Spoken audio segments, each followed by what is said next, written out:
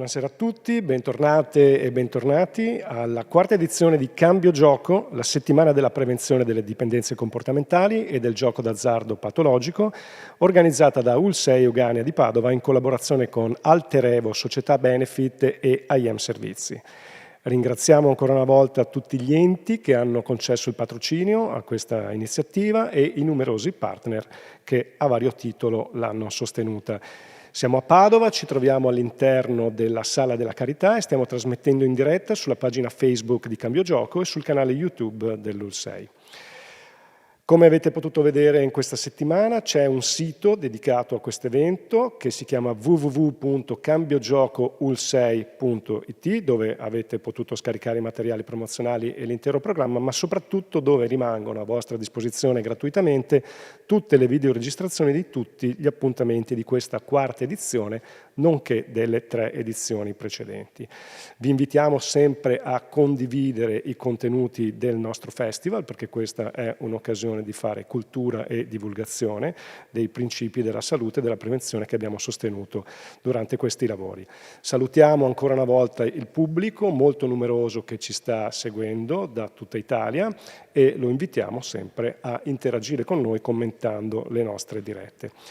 Invito qui ora per un indirizzo di saluto il dottor Diego Bonavina, assessore del Comune di Padova, che ringraziamo per essere presente a Cambio Gioco. Buonasera, dottore.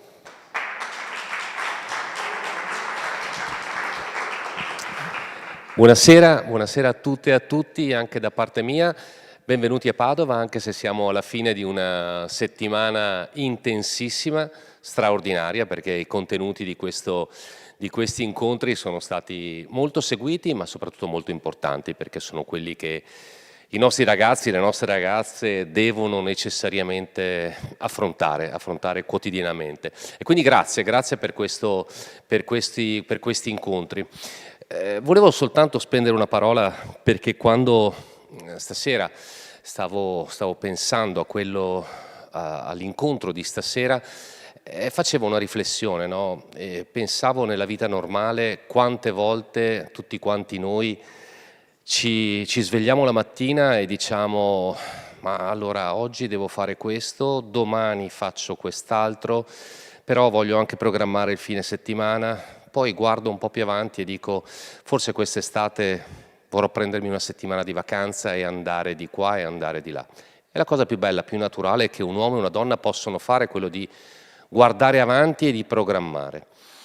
Ecco, se ci fermiamo un attimo a riflettere la situazione di chi invece ha commesso un errore, di chi ha commesso un errore e si trova in una situazione per esempio drammatica, che è quella di una reclusione, per esempio all'interno di un istituto di detenzione, e se ci pensiamo nella banalità di quello che abbiamo detto, ecco, per loro è difficile pensare al domani, è difficile pensare a un programma, è difficile pensare a quello che mi aspetta dopo.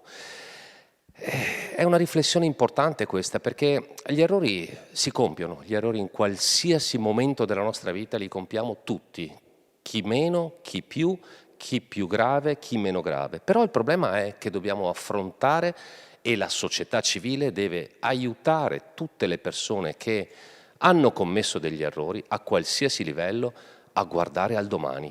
E tante volte bastano piccoli segni per cercare di migliorare quella situazione e di aiutare queste persone che hanno sbagliato, ma non perché hanno sbagliato devono essere abbandonate, anzi devono essere aiutate a maggior ragione a rientrare nella società e a pensare a quello che succederà domani anche per loro. È un pensiero, una riflessione. Buona serata e grazie ancora.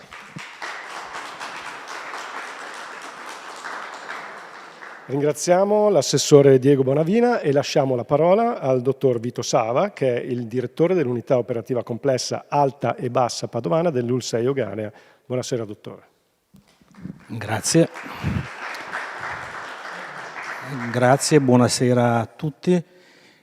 Porto i saluti della direzione dell'UL6 e della direzione del Dipartimento. Siamo giunti in fondo a questa settimana e questa sera ci confronteremo, credo, con il fondo dell'esperienza umana. I servizi per le dipendenze sono lì al confine. Non tutti quelli che hanno problemi di dipendenza hanno problemi di carcere, non tutti quelli che sono in carcere hanno problemi di dipendenza, ma noi siamo lì su quel crinale. Ma il compito del servizio per le dipendenze è quella di prendersi cura. Noi curiamo i corpi, curiamo le menti, curiamo i cuori, ecco. Per una strana coincidenza il 13 di marzo del 2023 è stato eletto Papa Francesco, mi veniva in mente, e uno dei primi gesti qualche settimana dopo è di iniziare le celebrazioni pasquali all'interno di un carcere minorile. Credo che sia un gesto centrale, al di là della fede, non è questo che ci interessa il segno dell'interesse e dell'importanza di questi luoghi, e come diceva l'assessore, dove comincia il cammino per ricominciare l'esperienza umana. Credo che sia questo il mandato che noi abbiamo come curanti, come cittadini e come persone, e penso che questa sera ascolteremo molto di questo. Grazie. Grazie dottor Vito Sava. E allora l'incontro di questa sera si intitola L'uomo oltre l'errore. Abbiamo con noi Don Marco Pozza, sacerdote, teologo, scrittore e cappellano del carcere Due Palazzi di Padova. Lo ringraziamo molto per essere qui, gli lasciamo la parola a breve, ma prima di dare inizio al suo intervento vi ricordo che potete porre eventuali domande commentandole a diretta sui profili social oppure scrivendo un messaggio tramite WhatsApp al numero che vedete in sovraimpressione 370 318 6802. Lascio quindi la parola a Don Marco Pozza e auguro a tutti voi buona serata.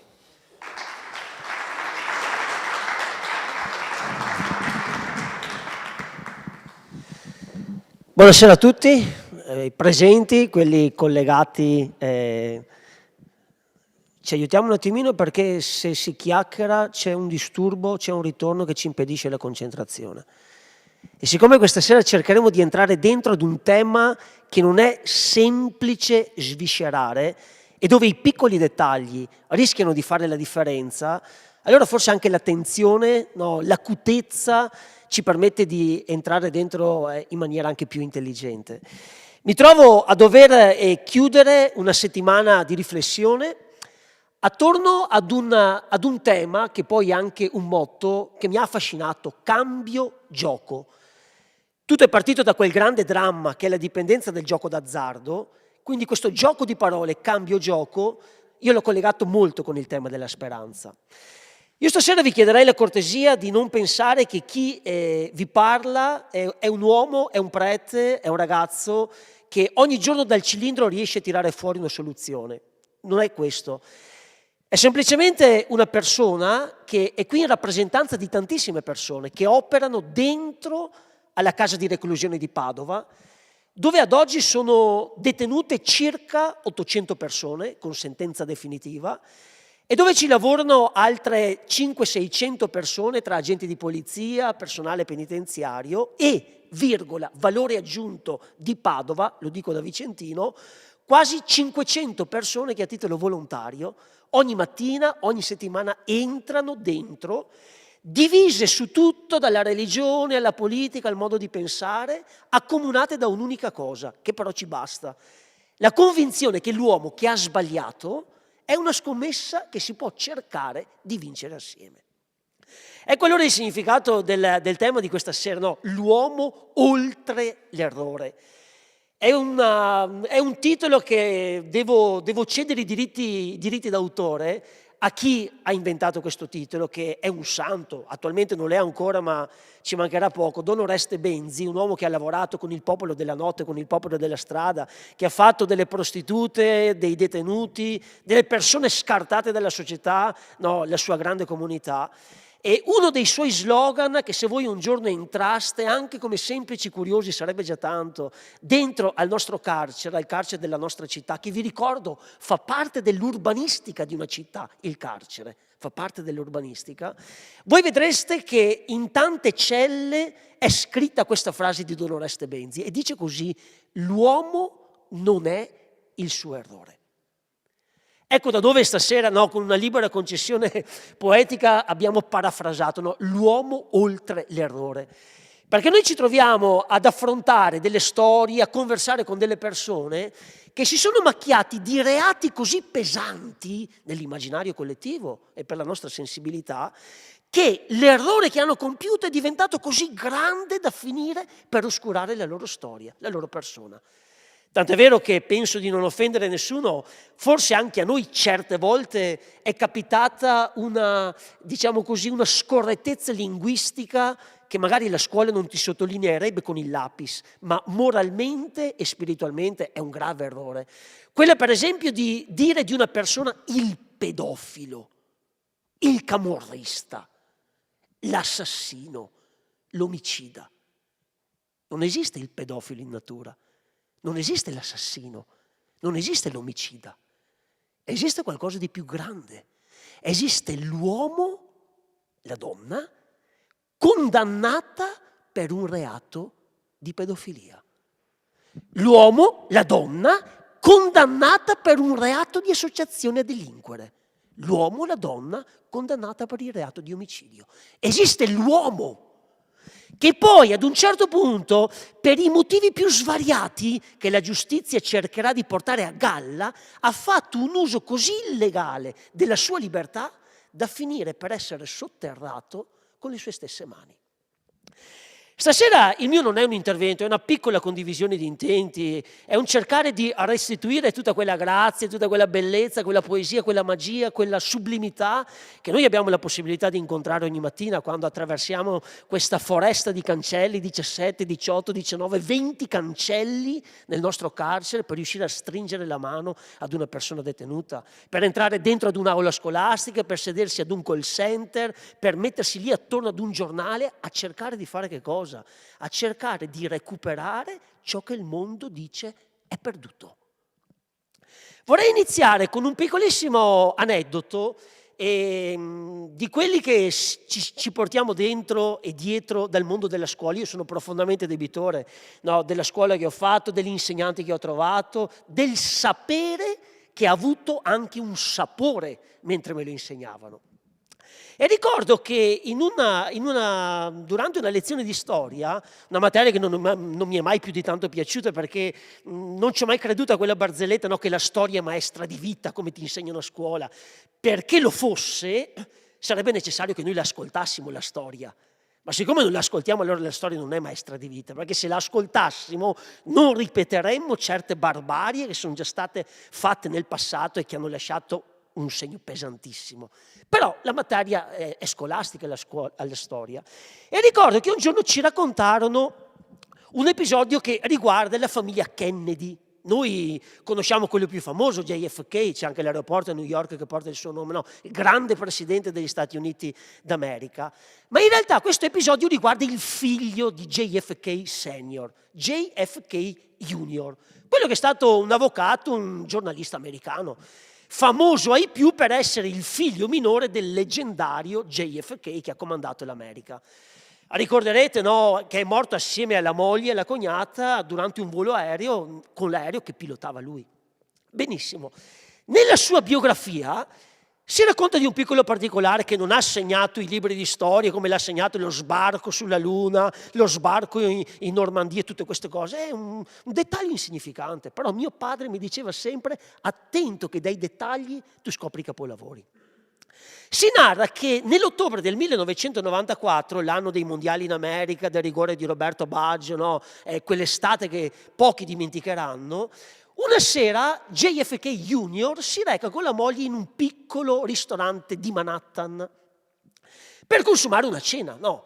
Arriva lì, non ci arrivava, no? Con la pompa magna che magari siamo abituati a vedere certe volte quando arrivano questi grandi presunti potenti, no? Che si fanno anticipare ore e ore prima, no? A bloccare le strade. Ci arrivò come un perfetto anonimo o quasi.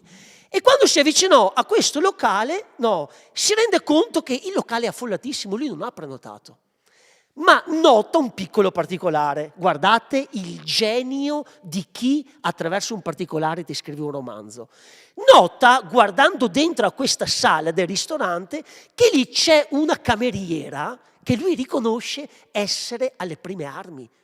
Dice, probabilmente è la prima sera che questa fa la cameriera. Si chiamava Maria Sanchez.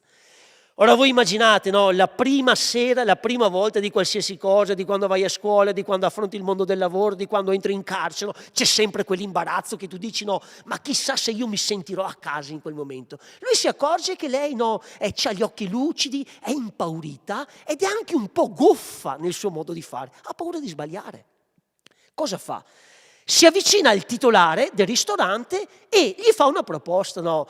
Gli dice a questo signore, Giovanni Russo si chiamava il titolare di questo ristorante di Manhattan, gli dice: vuoi che ti aiuti a sparecchiare un pochino finché la situazione si calma?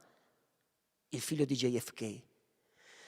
Questo signore, l'imprenditore, no, rimane anche un po' spiazzato, dice: ma che figura faccio con il figlio del presidente degli Stati Uniti d'America, no? Dice: signor Kennedy, lei è un ospite del mio locale, anche se è tutto pieno, gentilmente attenda un attimo, si accomodi che le preparo subito un tavolo. Come facciamo noi con la gente che pensiamo conti qualcosa. JFK sorride garbatamente, si toglie la giacca, si rimbocca le maniche e con la semplicità di chi sa come si fa, mostra di non cedere alla proposta di aiuto. Lo guarda e dice: mi dispiace, lei deve sapere una cosa, che mentre io studiavo giurisprudenza, mia madre mi ha mandato a lavorare in un ristorante, anche se era il figlio di JFK.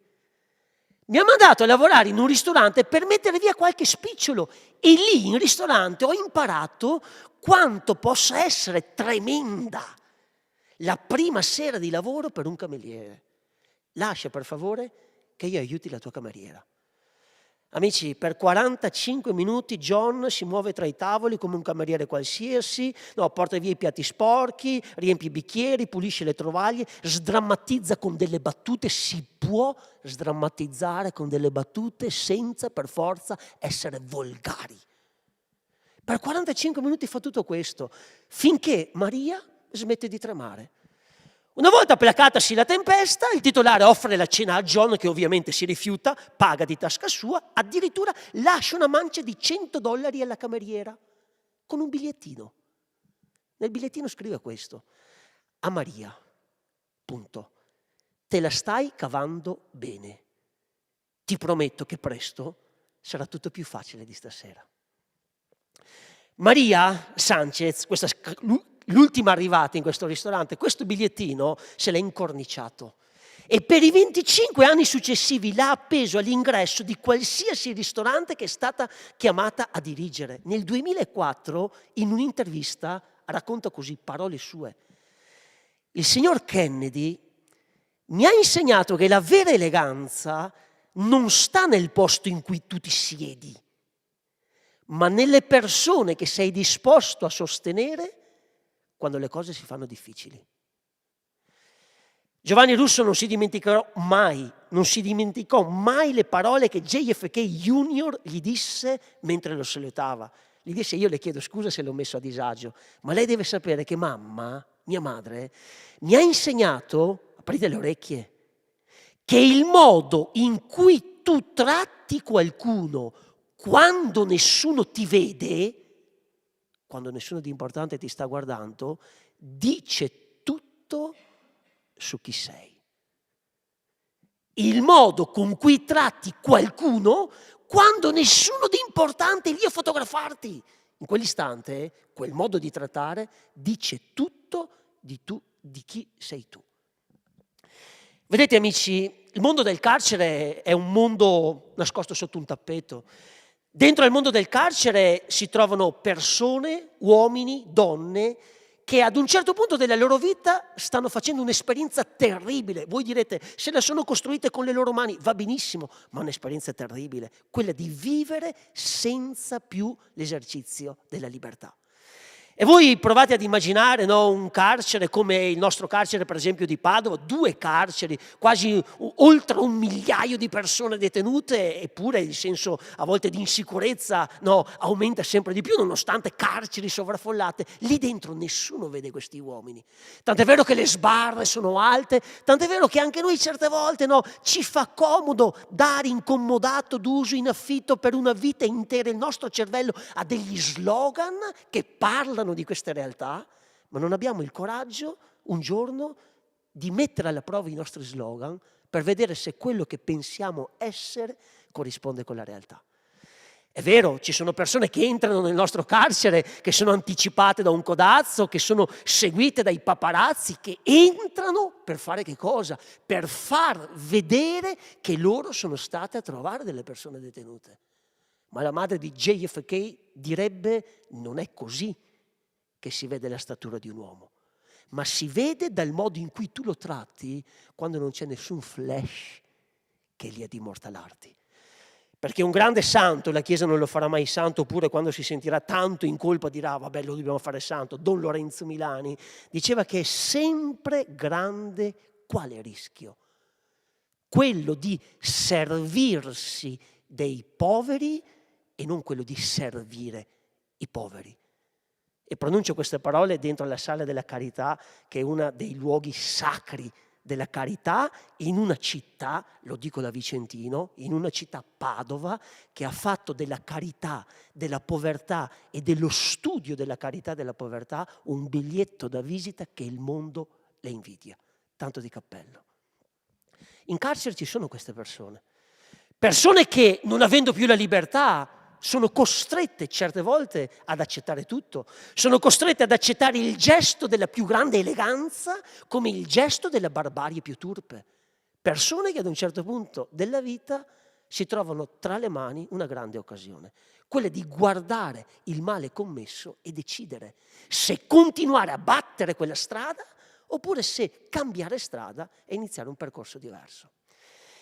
Stasera vorrei assieme con voi regalarvi 3 piccoli flash, no? Sulla scorta di questo grande insegnamento che JFK Jr. ricevette da sua madre. No? La tua grandezza, John, tu la mostrerai quando aiuterai qualcuno in un momento che nessuno ti guarderà.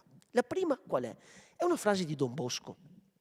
Perché la prima volta che io sono entrato in carcere, e ancora oggi dopo 15 anni sento l'eco di questa frase, mi sembrava di vedere l'eterna lotta clandestina e familiare che c'era dentro la mia famiglia, quando cresciuto assieme con i nonni, il nonno che aveva la passione dell'orto, del giardino, era un giardiniere mio nonno, no? Pur facendo lo stradino comunale, no? La nonna che invece era sempre stata una donna di casa, che aveva frequentato per le pulizie magari gente un po' più garbata, ogni tanto mi capitava di sentire una diatriba, no? La nonna sulla finestra, il nonno giù nel giardino, nell'orto, e la nonna che diceva al nonno sta roba qua, no, ma cosa perdi tempo, perché nel prato c'erano rovi, c'erano spine, il giardino magari era stato abbandonato. E ricordo sempre la frase del nonno che ripulita, no, dalla grammatica che rende tristemente famosi i veneti, no, ripulita, no, diceva questo, no, tu taci che non te ne intendi di queste cose qua, tu devi sapere che sotto la terra è buona. A me è sempre rimasta impressa questa immagine del nonno, no? Aveva quasi gli occhi di un poeta, gli occhi di un mistico. Qual è la grandezza degli occhi di un poeta? Che sa forare quello che tutti vedono e sa intravedere dentro il rosso, l'arancione, il giallo, il verde, il blu, l'indico, il violetto di un arcobaleno. Il nonno diceva, certo che qua ci sono i rovi, ma se tu trovi un bravo giardiniere sotto la terra è buona. Don Bosco disse una frase, lui che come tutti i grandi santi sociali del 1800 e 1900, in quella coincidenza divina e storica, umana, spirituale, letteraria che è stata Torino, tutti quei grandi santi, Cafasso, Gnocchi, Don Bosco, Allamano, Fadi Bruno, mi dispiace dirvelo, sapete da dove sono partiti per costruire la loro santità? Sono partiti dai bassifondi della galera. Perché entrare dentro la galera di una città, non per nulla Voltaire diceva no, mostratemi le vostre galere e capirò il grado di civiltà della vostra città. Perché la galera è come entrare dentro allo sgabuzzino di una casa. Quando tu accogli un ospite, magari c'hai una bella villetta, no? Col tuo prato inglese, col tuo giardino dove non c'è un filo d'erba 1 millimetro più alto dell'altro, a te piace mostrare no, il bellissimo divano della Molteni, ti piace mostrare quel bellissimo quadro di Van Gogh che tu hai comprato, ti piace mostrare la cucina della Scavolini. Raramente quando entra qualcuno, no, tu gli dici, oh, sogno di farti vedere lo sgabuzzino. Perché lo sgabuzzino è il regno del disordine. Ma se esiste uno sgabuzzino è perché certe volte ti senti in colpa, no? Dici no, mi dispiace buttare nelle immondizie quella felpa lì, la so che non la userò più, però me l'ha regalata la mia nonna, la mia bisnonna, la mia trisava, intanto la metto lì. Il carcere in una città è lo sgabuzzino. Ma amici, dentro lo sgabuzzino certe volte capita di accorgersi che abbiamo messo delle cose di inestimabile valore. Se voi attraversate la città di Padova, ogni tanto quando ci passeggio, vedo questi antiquari che hanno sti mobili e dico, wow, furbi, hanno fatto i soldi con l'ignoranza dei preti, si sono portati via cose che per noi preti magari sembravano senza valore, loro le hanno riparate e adesso te le vendono a peso d'oro. Don Bosco diceva questo: siccome non c'è terreno ingrato che per mezzo di una lunga pazienza non possa portare frutto, non c'è terreno ingrato che non possa portare frutto, così è dell'uomo, che per quanto sia sterile produce o presto o tardi dei pensieri onesti, degli atti virtuosi, quando qualcuno con ardente passione aggiunge i suoi sforzi alla mano di Dio nel coltivarla e renderla bella e feconda. La nostra avventura dentro al carcere, che ci permette, come dice il tema di questa sera, di andare oltre, avete ragione, la barbarie, la vigliaccheria, le nefandezze, l'orrore, l'obbrobrio, la bastardaggine, oltre tutto questo del reato, nasce esattamente qui, che noi ci testardiamo ad andare ad aprire che cosa? La scatola nera di una storia.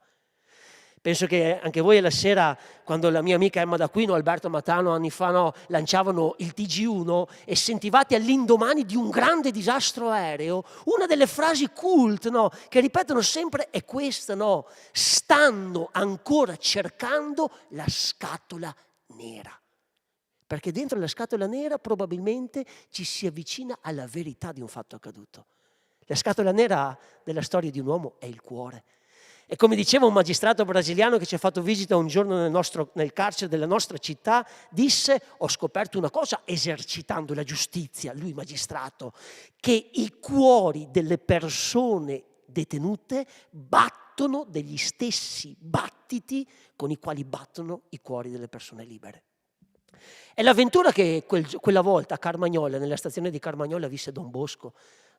Tutta la storia di questo grande santo che noi prendiamo come modello di educatore. Penso che non ci sia un educatore che nella sua vita non abbia sognato, anche senza dirlo, dalla vergogna, dall'imbarazzo di dire mi piacerebbe avere un millesimo, un decimillesimo della passione di Don Bosco. Com'è iniziata? È iniziata che una sera, nella stazione di Carmagnola, questo paesino del Piemonte, mentre lui stava andando a Valdocco, dove c'era questo grande oratorio, lui ci aveva la sua agenda ben scritturata durante la giornata, ma era un genio perché? Era un genio perché? Perché in mezzo a tutti i suoi impegni riusciva a tenere uno spazio nelle sue orecchie per accogliere l'imprevisto che arrivava. Quella sera l'imprevisto ha un nome e un cognome bellissimo, Michele Guardone, uno dei primi ragazzi di Don Bosco.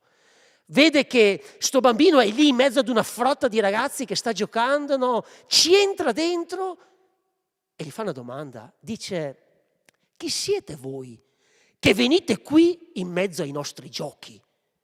Gli dicono questi bambini, che oggi per noi potrebbero essere quei ragazzi difficili che noi abbiamo bollato come perduti, che potrebbero essere quelli che noi diciamo quei 4 delinquenti di via 2 Palazzi. Metteteli pure dentro qua. Lo guardano e gli dicono: scusa, ma chi sei tu che vieni a intrometterti in mezzo ai nostri giochi? Sentite la risposta di Don Bosco, fantastica: io sono un tuo amico. E questo gli dice: ma che cosa vuoi tu da noi? Voglio, dice Don Bosco, se siete contenti, vorrei divertirmi e trastullarmi con te e con i tuoi compagni. E questi gli dicono: ma chi sei tu? Io non ti conosco. E Don Bosco dice: te lo ripeto, io sono tuo amico. Desidero di fare un po' di ricreazione con te e con i tuoi compagni. E poi gli fa una domanda bellissima, gli dice: scusa, ma tu, Michele, tu chi sei?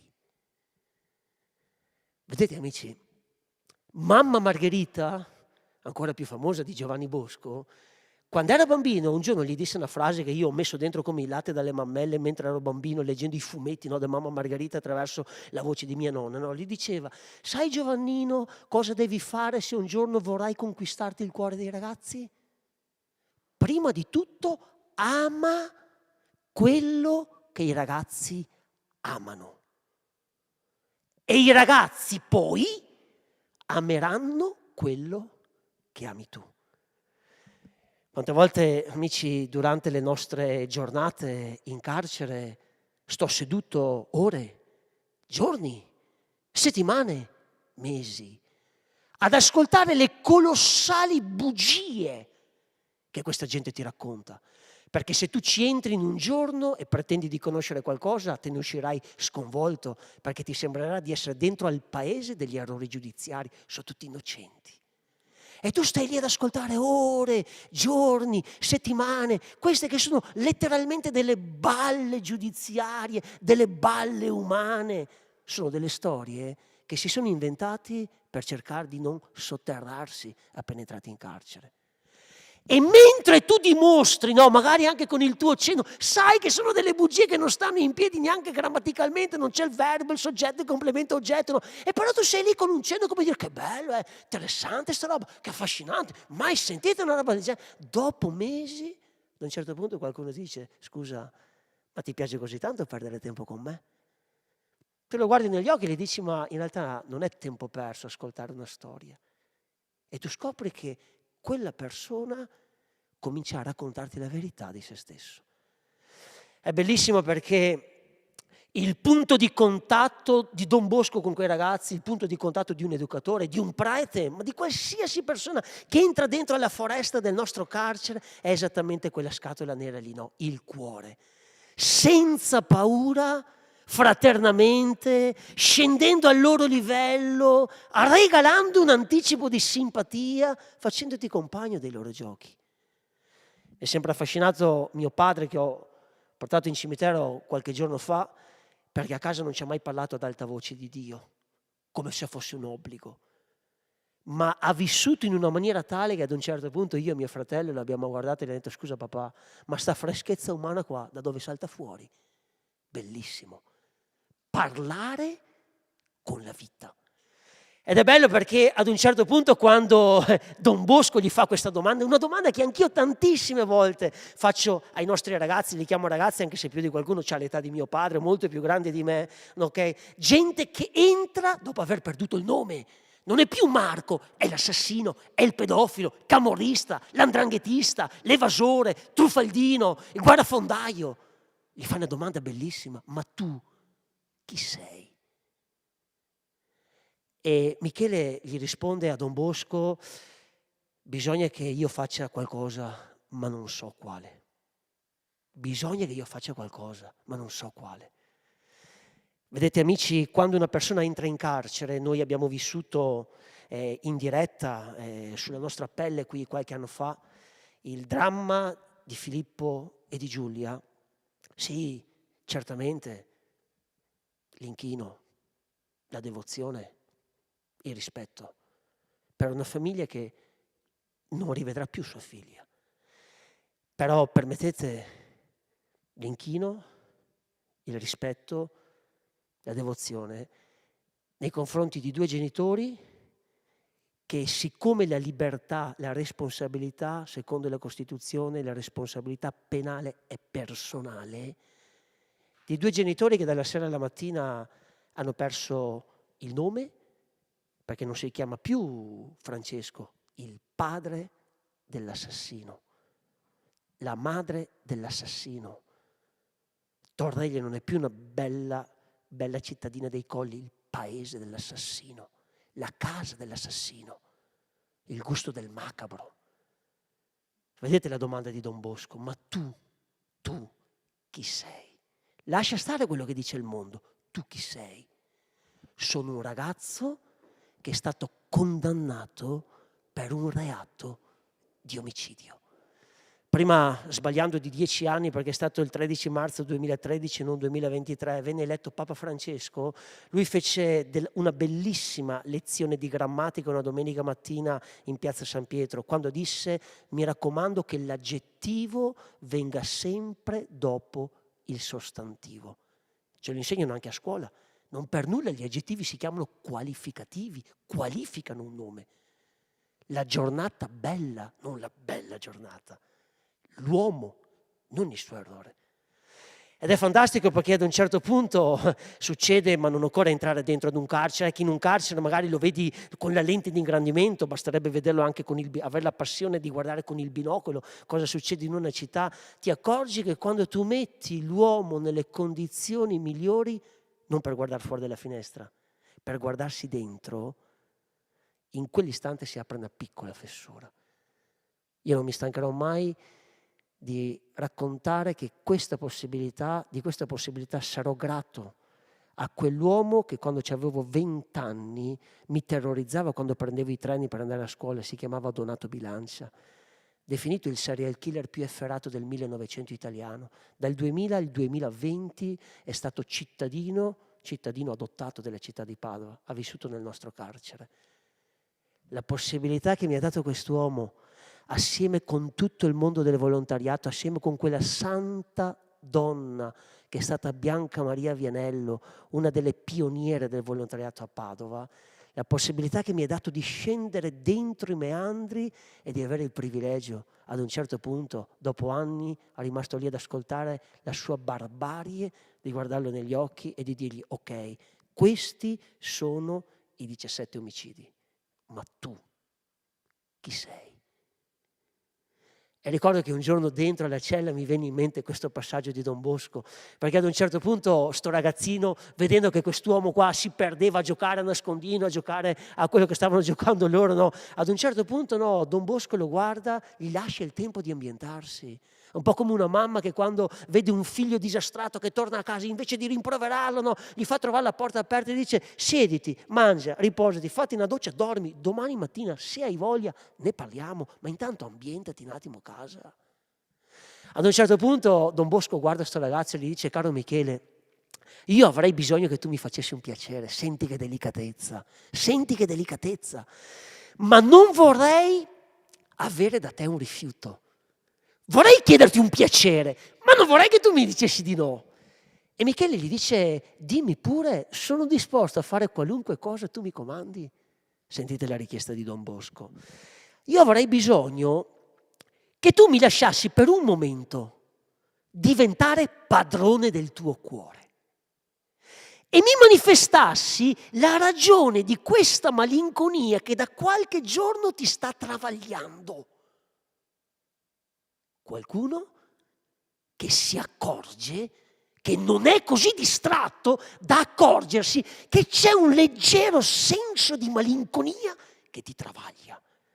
Sentite cosa risponde sto ragazzo invece di dire: ma fate gli affari tuoi, va tutto bene, i reumatismi di stagione, so cose che capita a tutto, se problemi ormonali dell'età, lascia stare, cosa te ne frega, lasciami in pace. Senti cosa gli dice: è vero quanto mi dite, ma c'è un problema. Io sono disperato e non so cosa fare. Don Bosco lo guarda, lo accarezza e dice il biografo: proferite queste parole, Michele scoppiò in un pianto a dirotto. Esiste, amici, un momento nel quale tu ti guardi allo specchio e abituato a vedere gente che passa davanti alla tua cella, a vedere le dichiarazioni che rilasciano sui giornali accanto alla tua faccia all'indomani di un reato, abituato a sentirti chiamare con il nome del tuo reato, una mattina si apre una fessura quando qualcuno passa davanti alla tua cella e invece che chiamarti con il tuo reato ti dice: Michele, come stai? Vorrei chiederti un piacere, ma non vorrei un rifiuto. Fammi diventare per un momento padrone del tuo cuore e dimmi la ragione di questa tristezza che ti travaglia il cuore.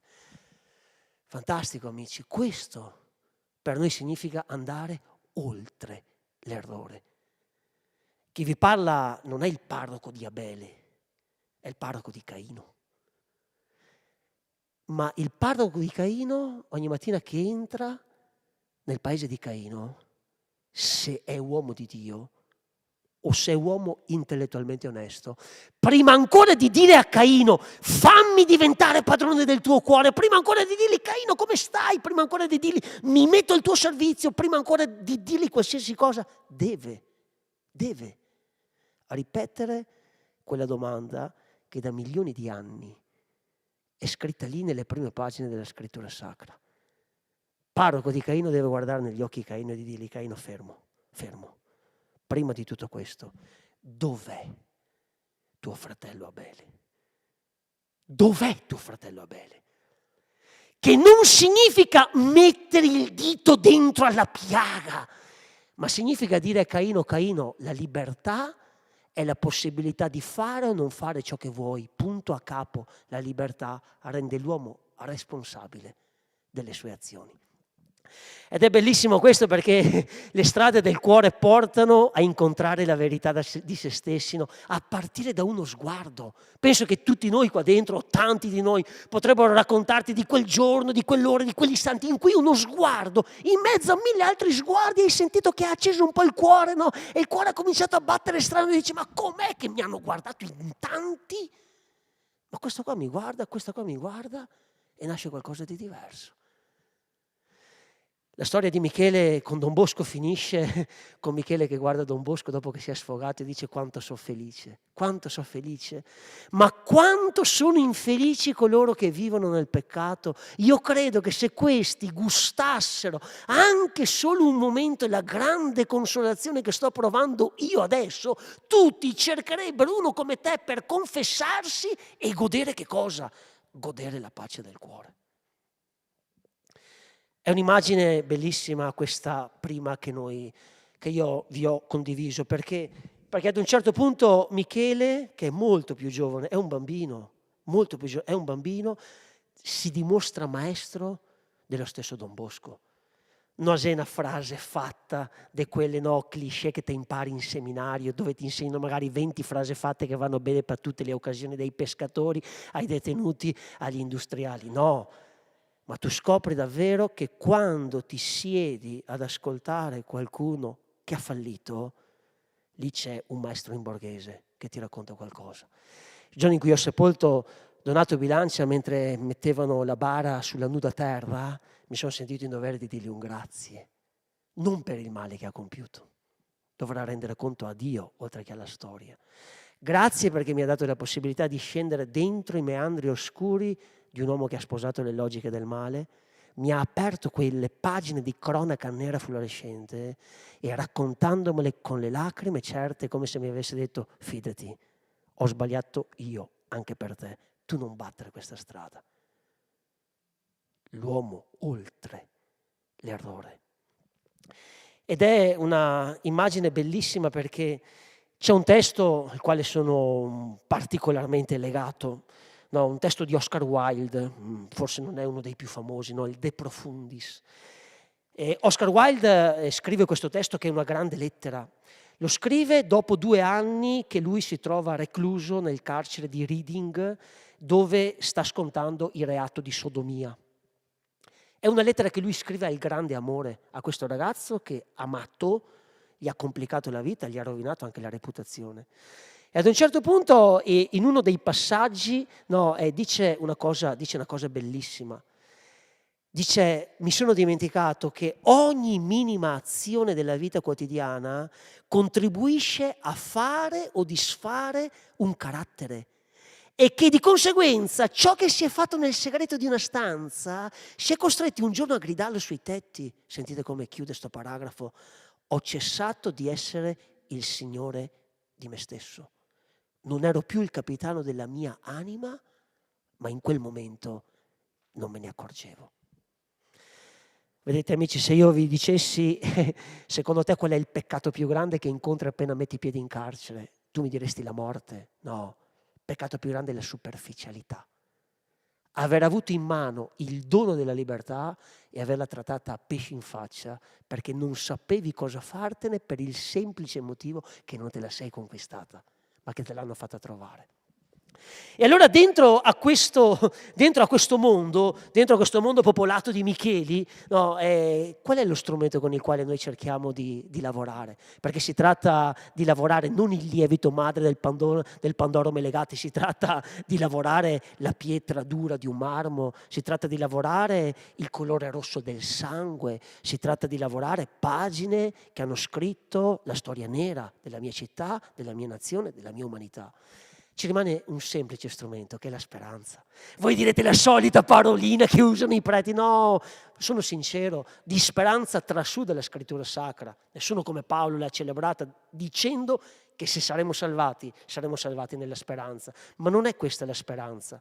Perché se c'è una cosa che mi affascina della terra nella quale lavoriamo è che non è una terra cristiana, è una terra laica, dove il cristiano vive in celle con il buddista, con l'induista, con l'animista, con il menefreghista, dove ad unirci non è la professione nell'unico Dio, è la condivisione dell'umanità, della quotidianità. E lì la speranza ha un valore che accomuna tutti. Penso che la speranza di cui vi parlo, nessuno me l'ha spiegata così bene, chiedo scusa alla scrittura perché la scrittura è un corollario, un album fotografico di attimi di speranza, ma nessuno me l'ha mai spiegata così bene come un poeta ceco, non vedente, un poeta della Repubblica Ceca, un certo Václav Havel, è stato un drammaturgo, uno scrittore, un politico ceco, noto per il ruolo che ha avuto nella lotta contro la dittatura comunista in Cecoslovacchia. È diventata una figura di spicco, tant'è vero che quando il popolo ceco diventa libero, indipendente, è diventato il primo presidente della Repubblica Ceca, dal 1989 al 2003. Scrive questa poesia sulla speranza, vi leggo le prime 4 righe, sono 10 righe in tutto, ma mi bastano le prime 4, le altre 6 le lascio alla vostra curiosità. Sentite come racconta la speranza. La speranza non è ottimismo. La speranza non è la convinzione che ciò che stiamo facendo avrà successo. La speranza è la certezza che ciò che stiamo facendo ha un significato, che abbia successo oppure no. È fantastica questa cosa qua. La speranza non è guardare negli occhi qualcuno e dire ma non ti preoccupare, dai, se tu apri un po' le orecchie qua in carcere più o meno tutti hanno fatto tutte le stesse cose, sì, in realtà lascia stare, passa. No, non è ottimismo.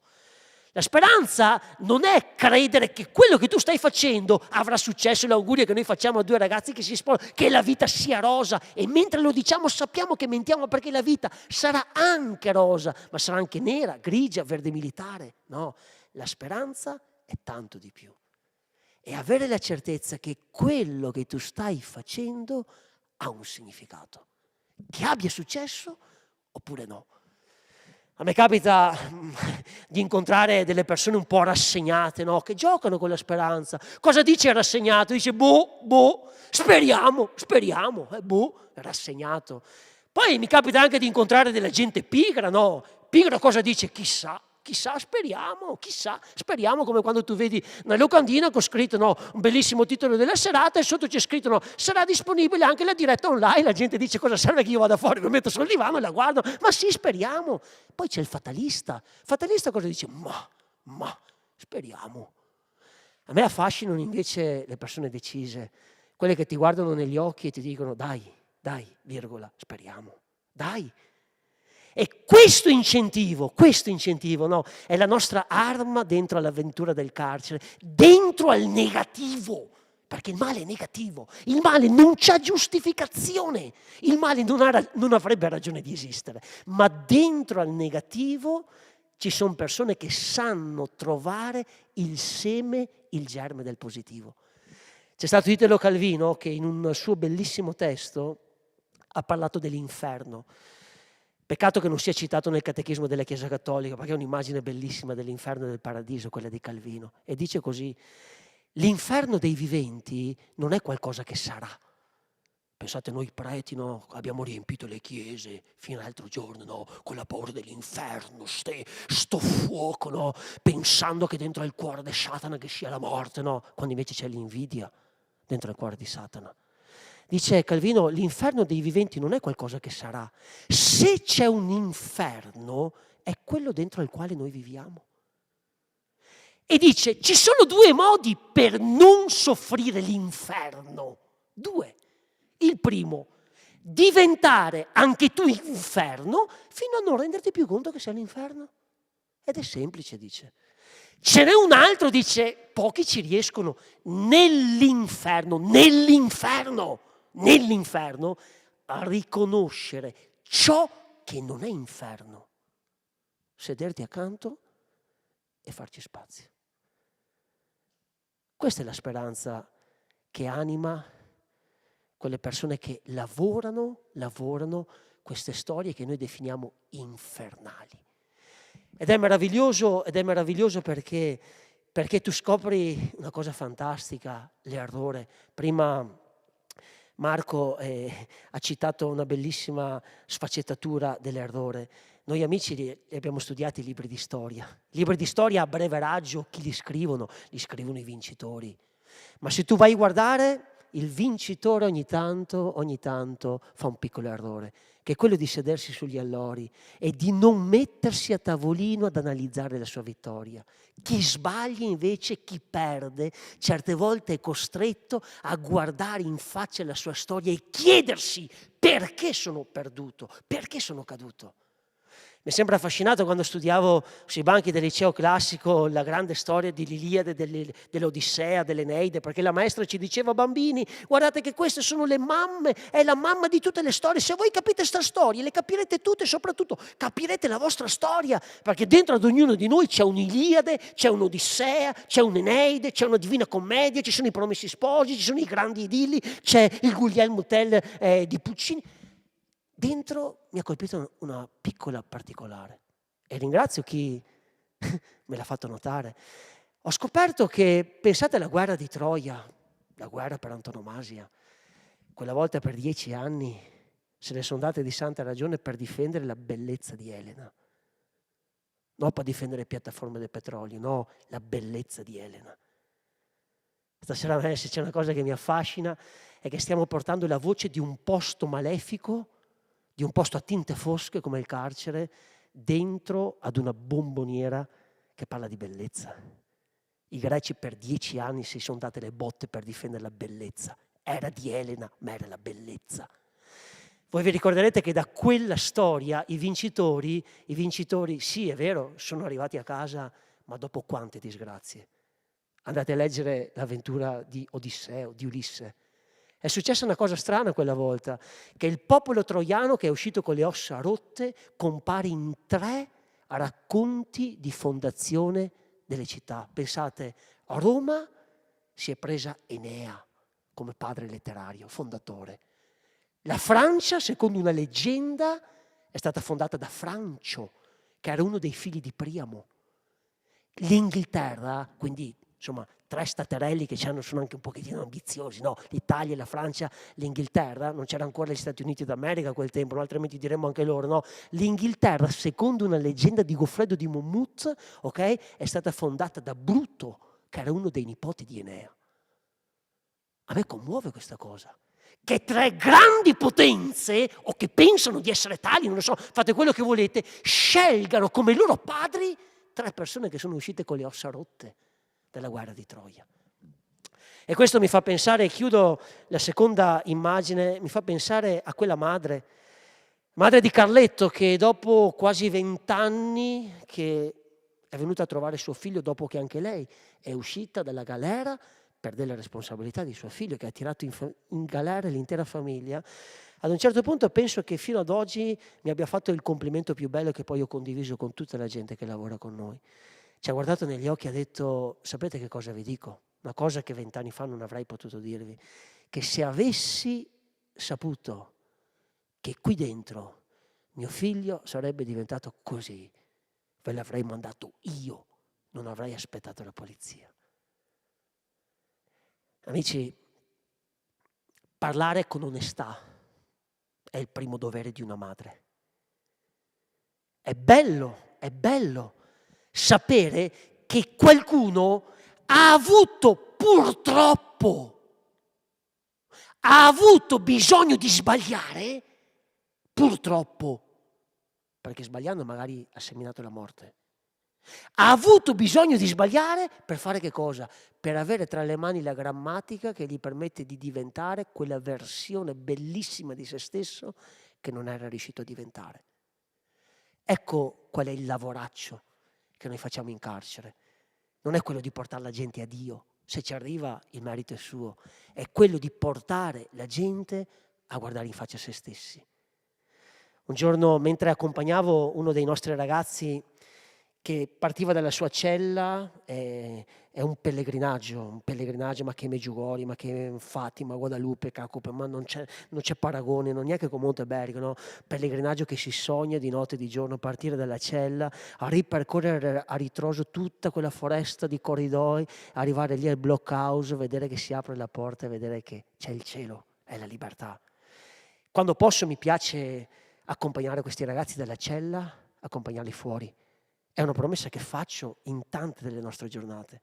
Un giorno accompagnandone uno, c'aveva questo sacco delle mondizie. Se voi siete mai passati in via Due Palazzi o fuori da un carcere, vedrete che quando le persone escono dopo tanti anni di galera o pochi giorni, escono tutte con un sacco nero. Lì dentro ci sono le reliquie di quello che è rimasto. C'è tutta la loro vita in quel sacco nero. Amici, il dolore causato o subito è una terra sacra. Lo accompagno, gli batto una mano sulla spalla e gli dico: ascolta, toglimi una curiosità però, no. 20 anni, per esempio, di galera. Quanti incontri hai fatto qui dentro? Tra parentesi, io faccio il parroco nel carcere di Padova, dove, direbbe la pubblicità, il genitivo di Padova fa la differenza. Io non so se nelle altre carceri ci sono le condizioni che permettono di lavorare come ci sono in parte da noi. Chiudo la parentesi. Ho detto: quanti incontri qui dentro. Se tu dovessi scegliere il più bello in questi anni, quali incontro ti porti nel cuore? Incontri con personaggi famosi, con personaggi anonimi, gli incontri fatti a Roma con Papa Francesco, l'incontro con Marco Pozza. Io ho sempre pensato, no, è una domanda tautologica, ho detto: chiaro che dice aver incontrato te, Don Marco, qui dentro, no? Questo ragazzo un giorno mi ha stupito. Non potrò mai dimenticare quella risposta. Perché quando gli feci questa domanda non ci pensò 2 secondi. Mi guardò e mi dice: non c'è dubbio. Qual è stato? Ho incontrato me stesso.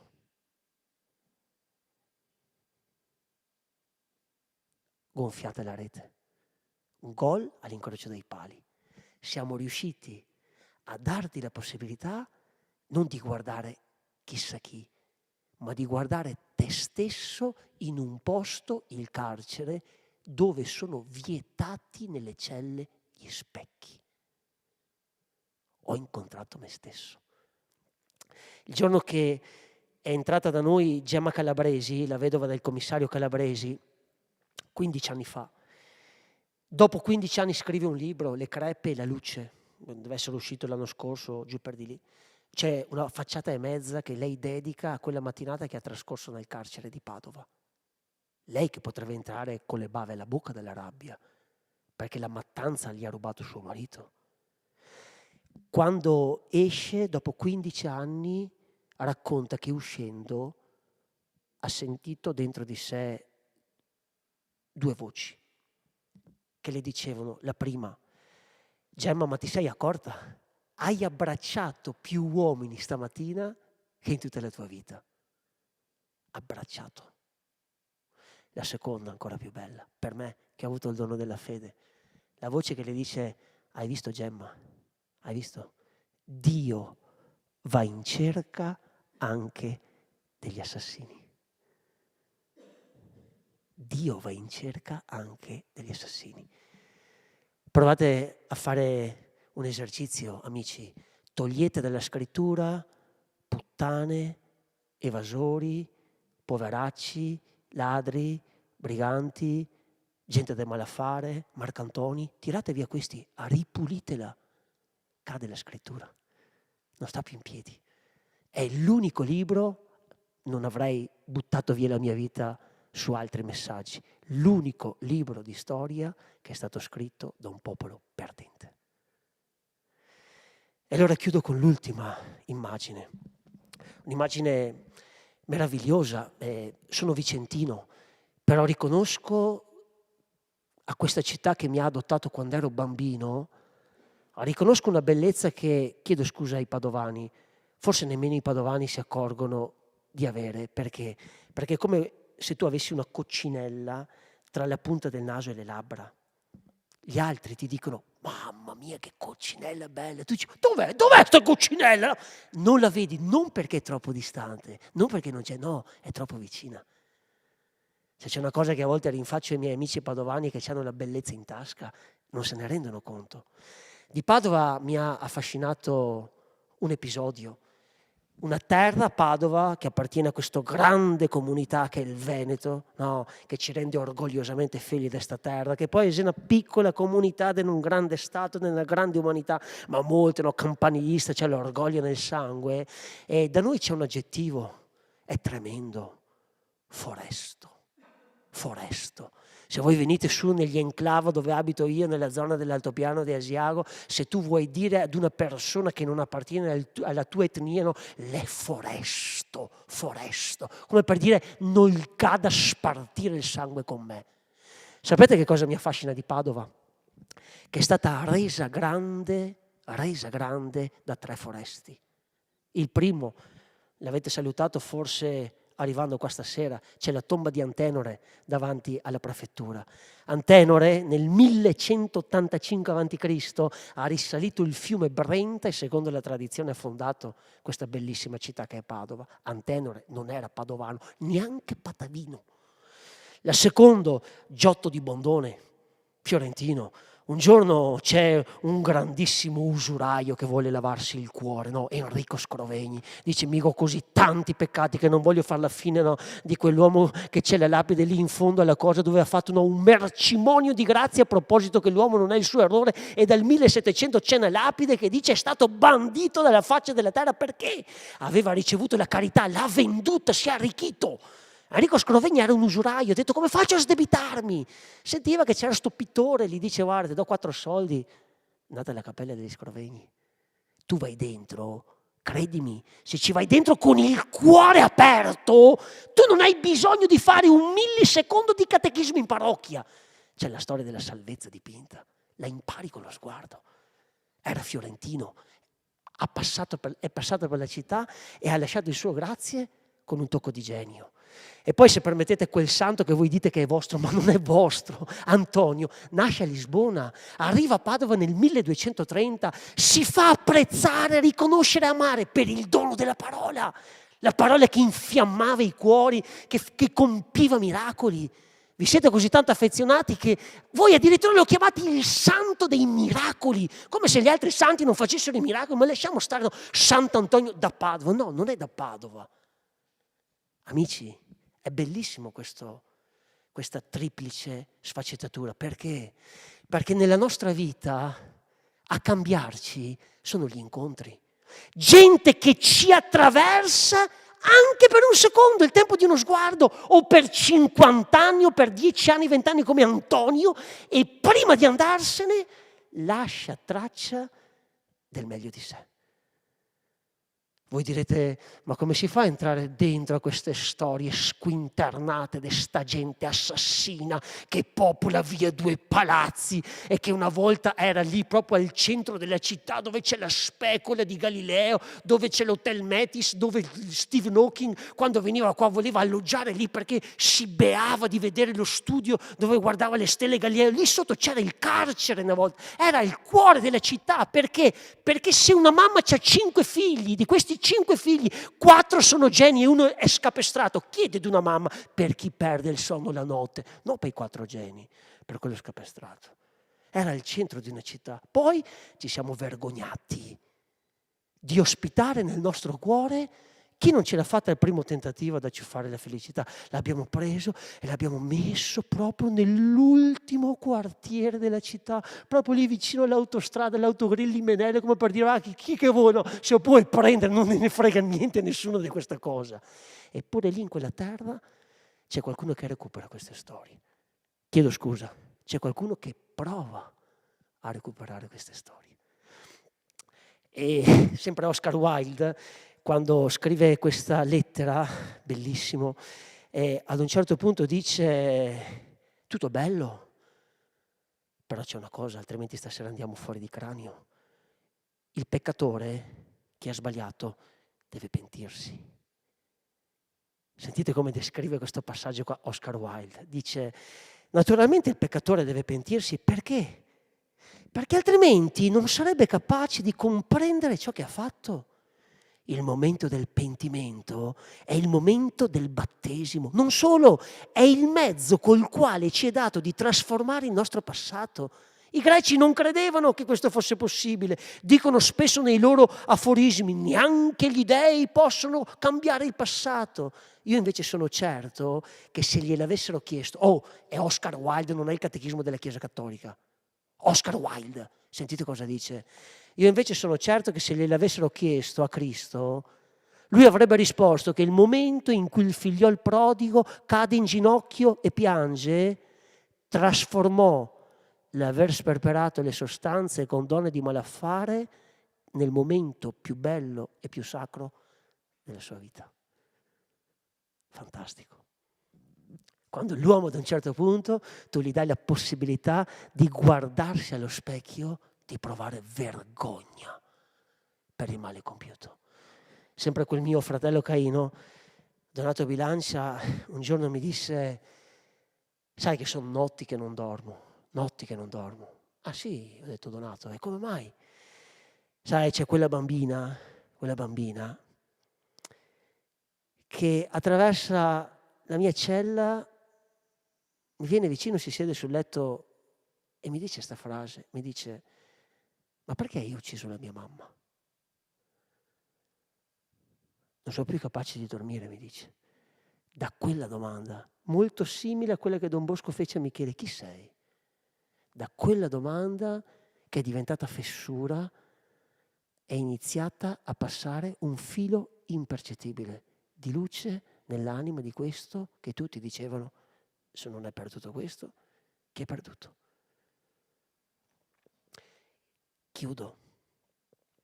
Quando Oscar Wilde entra in carcere, una delle prime cose che scrive è questa frase: bisogna che oggi l'amore rimanga nel mio cuore, altrimenti come farò ad arrivare a sera?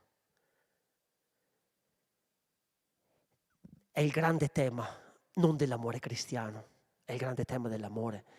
Vedete amici, sarà impossibile riuscire a sbattere le porte in faccia all'amore per tutta la vita. Capiterà un incontro, capiterà uno sguardo, capiteranno degli occhi di qualcuno che senza giudicarti ti chiede una cortesia: posso giocare con te?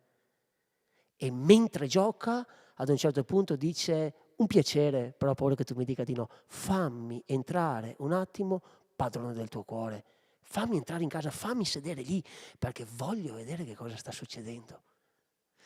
C'è un santo che io cito spesso, provocando dei mugugni e dei mormori di cui sono orgogliosissimo quando celebro la messa con il mio popolo di Israele dalla dura cervice. Un santo che la Chiesa forse non arriverà mai a canonizzare, ma non ha importanza, perché ci sono anche dei santi laici dentro ai giorni quotidiani dell'umanità. Questo santo si chiamava purtroppo, piacerebbe dire si chiamava Giovanni Falcone, ucciso dalle mani o dalle menti di coloro con i quali oggi sto attraversando il deserto dell'Egitto in via Due Palazzi. Chi ha orchestrato è lì, che prega con me. Un giorno appena arrivò a Palermo gli fecero un'intervista che fece un po' storia. Gli dissero: signor Falcone, le piace Palermo? Diede una risposta all'altezza del genio e della sensibilità che aveva quell'uomo. Disse: quando sono arrivato a Palermo non mi piaceva. Scusa, un giudice onesto che va a Palermo è Cristo che si carica la croce e sale al Calvario. Quando sono arrivato a Palermo non mi piaceva, onesto. Ho imparato ad amarla perché sognavo di trasformarla. E chiuse quella domanda con questa frase: perché si riesce a cambiare solo ciò che prima ami. Ho imparato ad amarla perché sognavo di trasformarla. E dicevo prima ad un amico, mentre aspettavamo di iniziare, che un giorno mi ha colpito moltissimo, io che non capisco niente di fisica, chimica, scienze naturali, d'altra parte ho fatto il liceo classico per qualche motivo, no?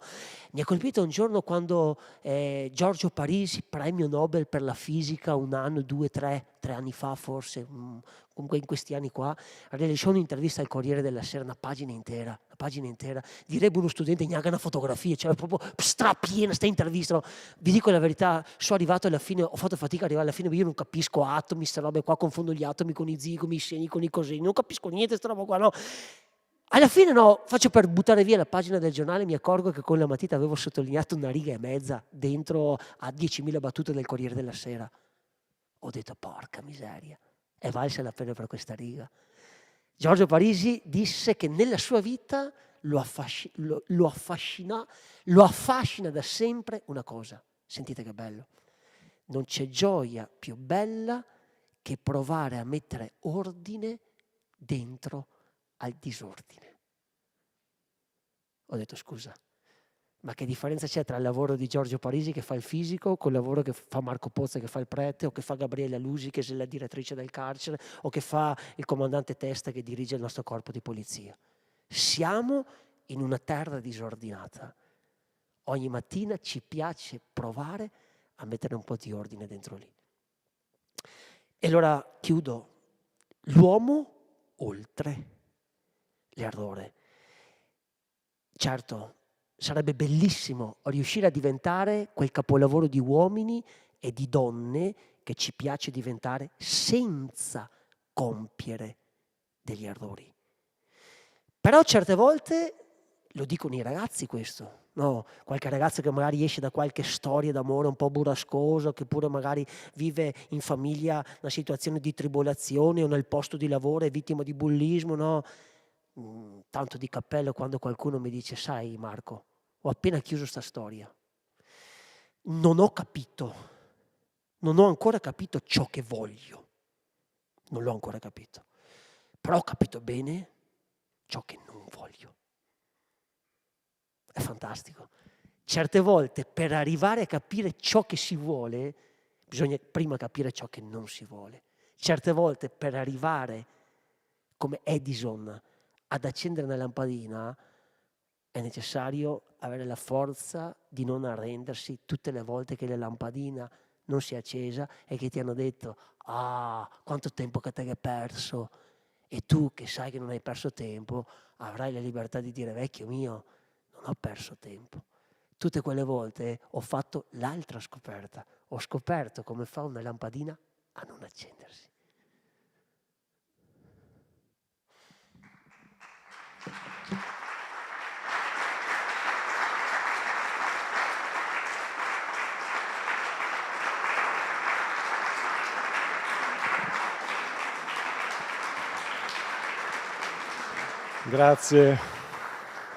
Grazie Don Marco Pozza.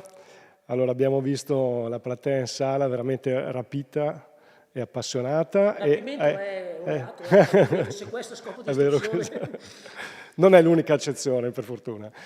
Altrettanto è successo con le persone collegate che l'ultimo dato dice sono state oltre 200 nelle varie piattaforme social e tutte hanno mandato un messaggio di apprezzamento, almeno una parola, almeno un grazie, per cui veramente un incontro che chiude questa settimana che ha avuto una grande risonanza.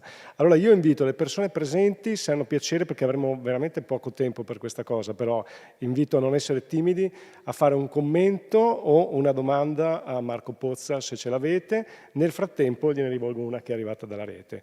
Allora, una persona ci ha scritto: lei ha raccontato che le persone detenute raccontano e si raccontano delle bugie rispetto ai loro errori. E questo succede anche con le persone con dipendenza, ne abbiamo parlato anche nei giorni scorsi con alcuni che hanno testimoniato come si vive da familiari delle persone che hanno una dipendenza comportamentale.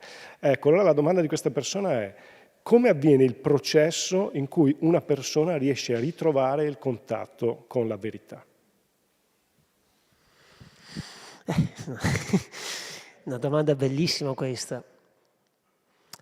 Perché vedete amici, voi questa settimana avete riflettuto, vi ho seguito, poi di notte mi recuperavo gli interventi, non mi ha colpito molto la parola gioco, d'azzardo.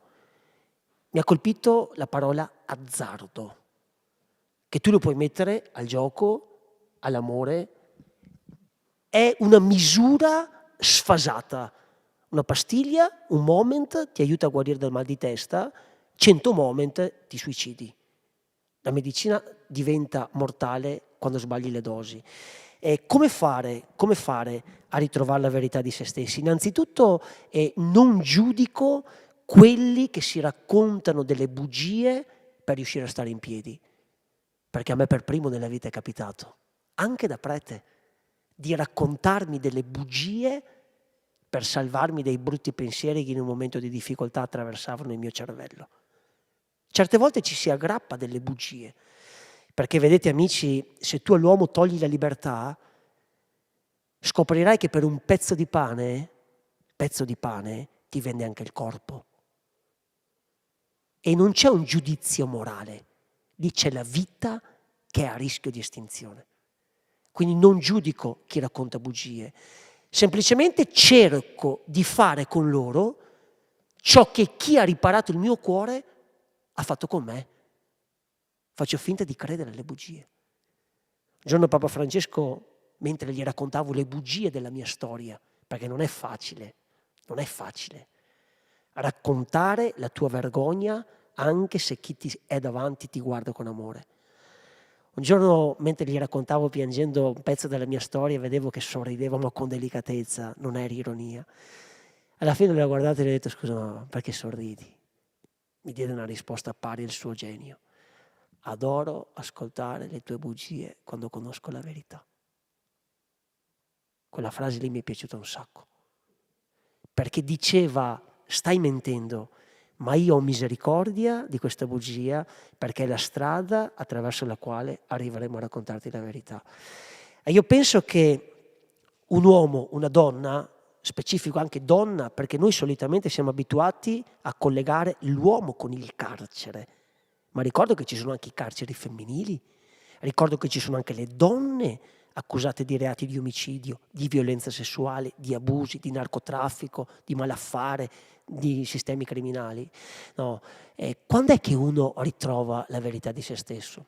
Io penso quando si trova in una condizione, ed è difficilissima da ricreare, dove l'uomo ti guarda per ciò che sei, non ti guarda per quello che hai fatto.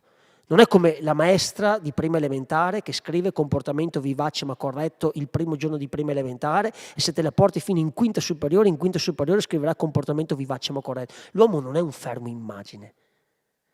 Ecco, quelle poche volte, che sono poche, certo, ma sono più di quelle che immaginereste, che ho avuto la possibilità di contemplare qualcuno che stava guardando con verità se stesso, riconosco che sono state quelle volte nelle quali siamo riusciti in tutti, perché nessuno si salva da solo, in tutti a creare delle condizioni di onestà senza cadere nel vittimismo. Non è facile, perché quando non è facile nelle famiglie, non è facile da noi quando c'è anche un risvolto penale nelle cose, non è facile armonizzare la giustizia e la misericordia. Perché direbbe Tommaso d'Aquino, la giustizia senza misericordia è la mamma della tortura. La misericordia senza la giustizia è la mamma del lassismo. Armonizzare queste due qua è difficilissimo, ma quando ci riesci sperimenti davvero quella frase, una delle quali mi rende orgogliosamente cristiano, che disse Gesù nel Vangelo di Giovanni, no? La verità vi farà liberi. Quanto liberi? Liberi al punto tale che stasera, credetemi, non l'ho fatto perché hanno invitato me, avrei potuto portare qui uno dei nostri ragazzi che ha attraversato decenni in carcere, uno di 4, 5, di una ventina ormai, che avrebbe potuto raccontarvi come da uomo libero lui ci è arrivato perché ha guardato con verità se stesso.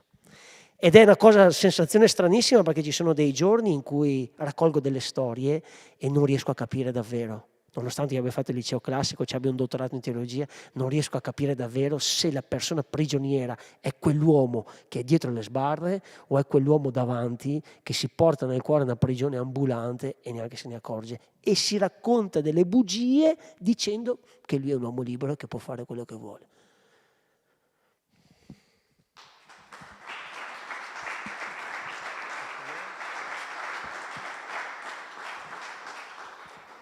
Allora, se non ci sono interventi dalla sala, andiamo in chiusura. Nessuno si salva da solo. Quello che abbiamo cercato di fare... Ah, ce l'abbiamo l'intervento, grazie. Sì, Sentono? puoi venire anche qui, grazie. Grazie, benvenuto. Io vorrei chiederla, se posso, chiederti, tu oggi hai parlato su vedere la persona oltre l'errore. Non so se nel carcere hai anche fatto un'esperienza di vedere dei professionali della salute che prendono cura dei pazienti nei carceri. Io vorrei chiederti, in questi tempi dove di solito i professionisti della salute non hanno il tempo necessario per conoscere quella persona davanti a loro, anche come vedere la persona oltre la malattia, sia la malattia del gioco d'azzardo, sia qualsiasi altre malattie. Grazie. Grazie mille. Fate una domanda bellissima, sai, perché noi stasera ci abbiamo messo l'errore, ma provate al posto dell'errore di metterci anche la cosa positiva. No, l'uomo oltre la professione che fa. A noi oggi, certe volte, se uno si chiama Marco e fa l'avvocato, gli piace sentirsi chiamare dalla gente, signor avvocato! A Roma ho scoperto una mattina che si poteva fare la colazione gratis, bastava incontrare quel signore e dire, commendatore, ti offriva anche il pranzo, no? A noi fa piacere certe volte che la nostra professione copra addirittura, no, la nostra realtà. C'è un passaggio che a me dà tremendamente fastidio, ti ringrazio Marco perché presentando hai evitato sta pesantezza, no? Quando dicono Don Marco Pozza, assieme con Papa Francesco, ha fatto le interviste televisive, ha scritto i libri, no? E io mentre ascolto queste parole qua provo veramente tanta tristezza, perché dico scusa, ma se io non avessi fatto questo non valgo niente, no, io valgo perché sono Marco.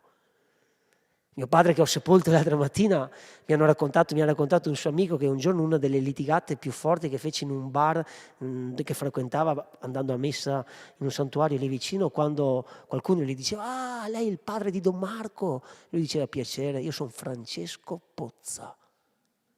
Bellissimo amici. Non per nulla Don Bosco ha fatto quella domanda a Michele, ma tu chi sei? Il tema della salute, della sanità, non ci addentriamo perché è irto e delicato da trattare. In carcere è un grande dramma ed è una grande possibilità.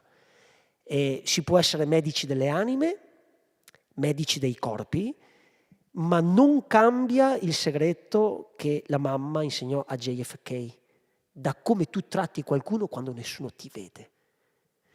Conosco medici in carcere che non fanno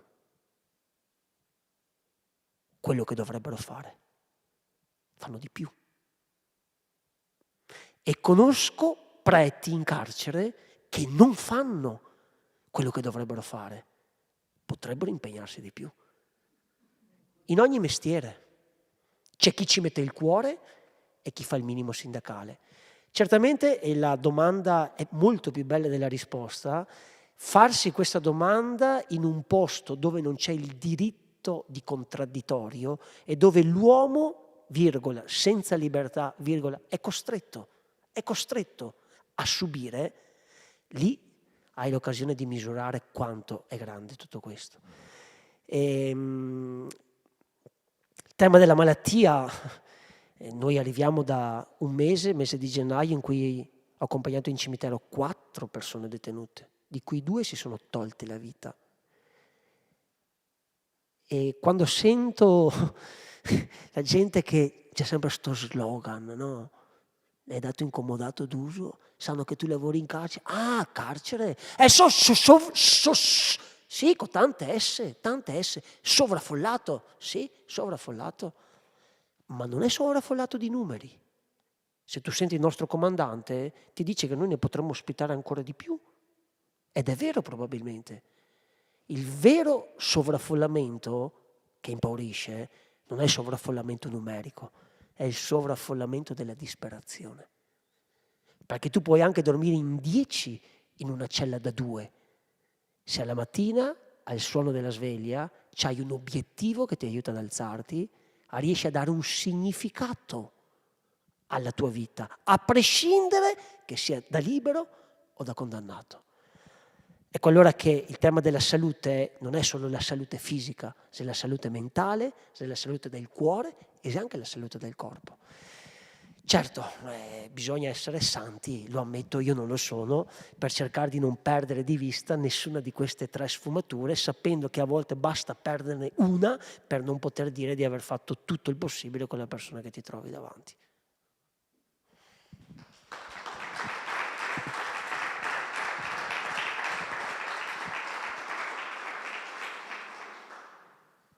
Ce ne sono altre?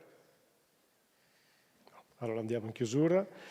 E allora noi ringraziamo veramente di cuore Marco Pozza per questo intervento conclusivo della nostra settimana. In questa settimana ci siamo sforzati di fare cultura e di sensibilizzare rispetto alla prevenzione, rispetto alla salute, e questa sera siamo veramente andati oltre l'errore, oltre la patologia per riscoprire l'umano. E quindi veramente un grazie di cuore per questa conclusione. Volevo dirti una cosa che mi era scappata mentre venivo qua ed era bellissimo perché ogni tanto ci sono delle pubblicità belle e non so se era per prepararmi a questa serata, ma tornando a casa in questi giorni devo passare per una rotonda e c'è una frase bellissima che io ho detto, guarda, potrebbe valere per tutte queste dipendenze, no? E dice così, no? Se ti costa la libertà, allora non è un gioco. È bellissima questa frase. Se ti costa la libertà, allora non è un gioco. E mi veniva in mente perché ho detto, guarda, come conclusione, cioè quando ti rubano la libertà, allora non è un gioco, è un rischio, è un azzardo. E chiudiamo con questa. Grazie a tutti. Questo intervento di Marco Pozza e tutti gli altri di cui abbiamo potuto godere in questa settimana restano a disposizione di tutti sul sito www.cambiogiocouls6.it e allora Ulsei Euganea vi ringrazia di cuore per aver partecipato e vi dà l'arrivederci. Buonanotte a tutti.